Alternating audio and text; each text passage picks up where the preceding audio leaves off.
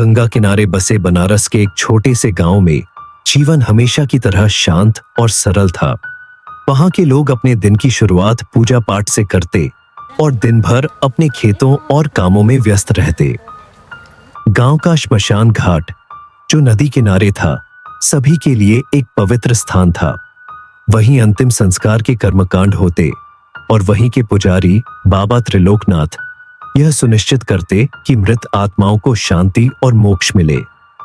बाबा, जिनकी उम्र लगभग 50 साल थी, अपना जीवन इस पवित्र कार्य को समर्पित कर चुके थे। वह दिन रात श्मशान घाट की देखभाल करते और हर चिता को पूरी श्रद्धा के साथ अग्नि देते। लेकिन वह रात, जिसने बाबा त्रिलोकनाथ की जिंदगी को हमेशा के लिए बदल दिया, एक आम दिन की तरह शुरू हुई। गांव के एक परिवार के 3 सदस्यों, पति, पत्नी और उनका मासूम बच्चा, ने आत्महत्या कर ली। पुलिस जांच में पता चला कि उन्हें उनके ही रिश्तेदारों ने घरेलू विवाद में जान से मारा और फिर इसे आत्महत्या का रूप दे दिया। गांव के लोगों ने उनके शवों को श्मशान घाट पर लाकर बाबा से अंतिम संस्कार करने की प्रार्थना की। बाबा ने रीति रिवाजों के अनुसार चिताओं को अग्नि दी और आत्मा की शांति के लिए मंत्रोच्चारण करने लगे।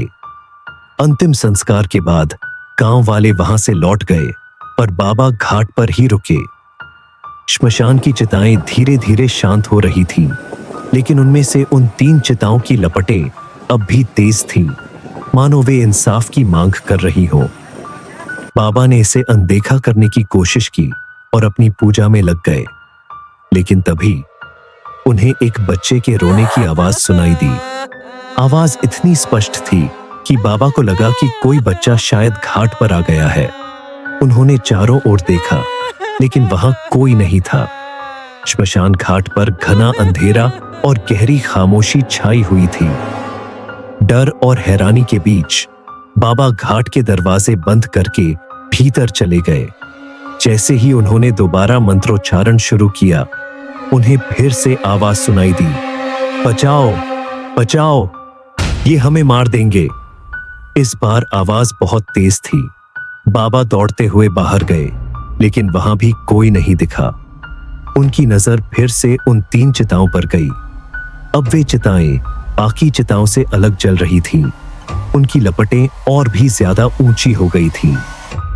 बाबा ने गंगा जल लेकर उन चिताओं पर छिड़काव किया, लेकिन आग शांत होने की बजाय और भड़क उठी।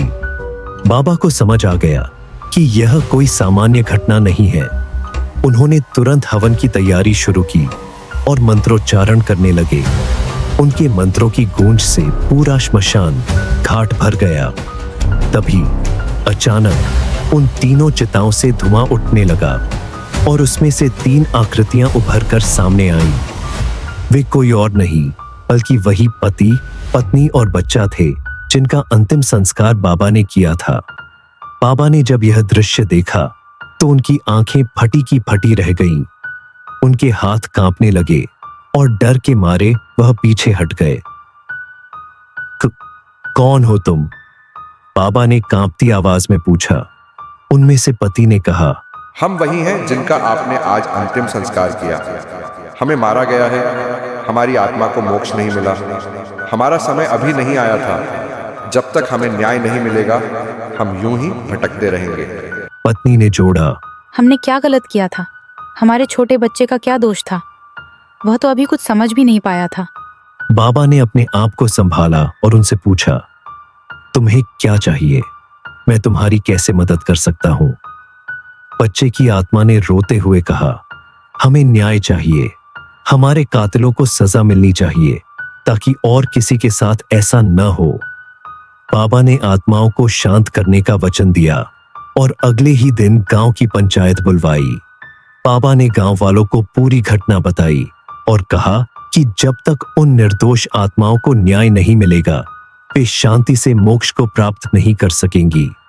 बाबा की बातों से पूरा गांव सन्न रह गया।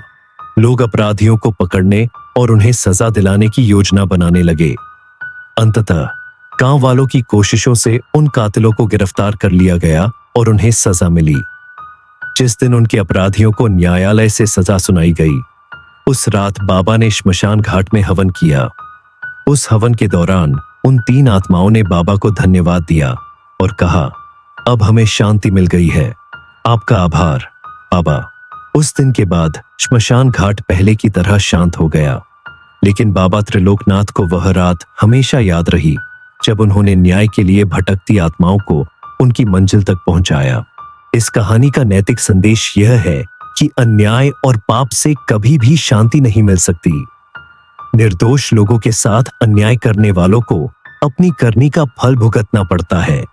सत्य और न्याय के मार्ग पर चलकर ही आत्मा को शांति और मोक्ष प्राप्त हो सकता है।